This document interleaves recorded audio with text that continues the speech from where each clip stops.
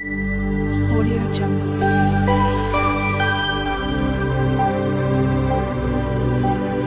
Audio Jungle. কেমন আছো সবাই? এই ভিডিওটা অনেক দিন ধরে আমার গ্যালারিতে পড়েছিল, তাই আর বেশি দেরি না করে আজকে এডিটটা করেই ফেললাম। প্রথমে কড়াইশুঁটি কচুরিটা বানানোর জন্য ময়দাটাকে ময়াম দিয়ে নিলাম।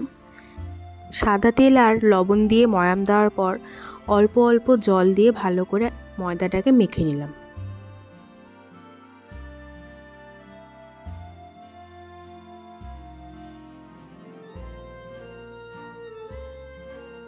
এই রকম রান্না দেখতে আমার চ্যানেলটাকে সাবস্ক্রাইব করে দেবেন আর লাইক কমেন্ট করতে একদম ভুলবেন না।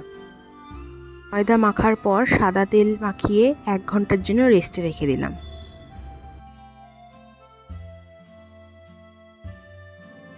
এবার দেখে নাও কচুরির পুরটা কীভাবে বানিয়েছিলাম।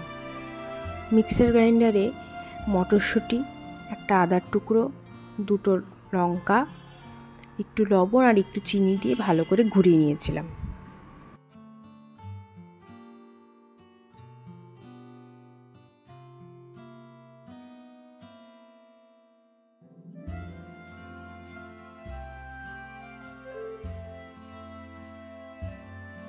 দেখে নাও পেস্টটা ঠিক এরকম হবে, না পাতলা না বেশি ঘন।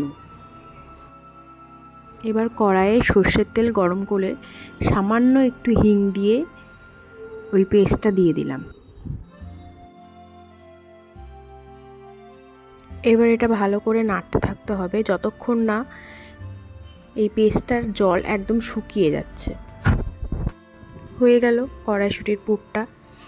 এবার চলো আলুর দমটা বানিয়ে নেওয়া যাক। প্রথমে আলুগুলোকে সিদ্ধ করে নিয়েছি, তার মধ্যে শুকনো লঙ্কা, জিরা, আদা আর ধনেটা মিক্সারে ঘুরিয়ে নিলাম। এবার দেখে নাও আলুর দমটা কিভাবে বানিয়েছিলাম। কড়াইয়ে সর্ষের তেল গরম করে ওর মধ্যে অল্প একটু চিনি দিয়ে দিয়েছিলাম যাতে কালারটা একটু সুন্দর আসে। 2টা শুকনো লঙ্কা আর 2টা দারচিনি দিয়ে আলুগুলোকে ছেড়ে দিয়েছিলাম। এবার আলুগুলোকে ভালো করে ভেজে নিয়ে ওর মধ্যে হলুদ, লবণ আর যেই মশলার পেস্টটা করেছিলাম সেটা দিয়ে দিলাম।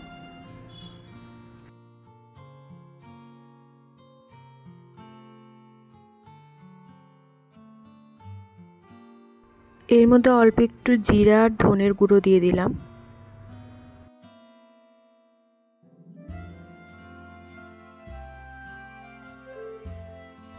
সামান্য পরিমাণে লবণ দিয়ে মশলাটাকে ভালো করে কষিয়ে নিলাম।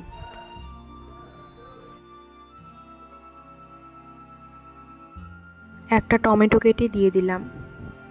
এবার মশলা ধোয়া যে জলটা ছিল সেটাও দিয়ে দিলাম।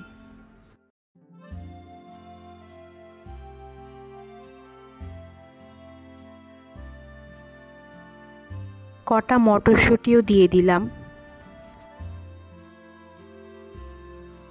এবার এটাকে ভালো করে ফুটিয়ে নিয়ে অল্প গরম মশলা দিয়ে নামিয়ে নিলাম। এবার চলো কড়াইশুঁটির কচুরিটা কীভাবে বানিয়েছিলাম সেটা দেখে নাও। ময়দাটাকে এভাবে লেচি কেটে বাটির মতো শেপ দিয়ে ওই মটরশুঁটির পুরটা অল্প একটু দিয়ে ভালো করে গোল করে নিলাম।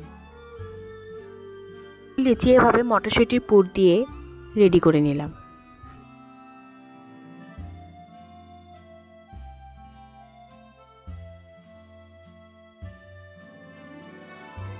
এবার তেল দিয়ে কচুরিগুলোকে বেলে ফেললাম।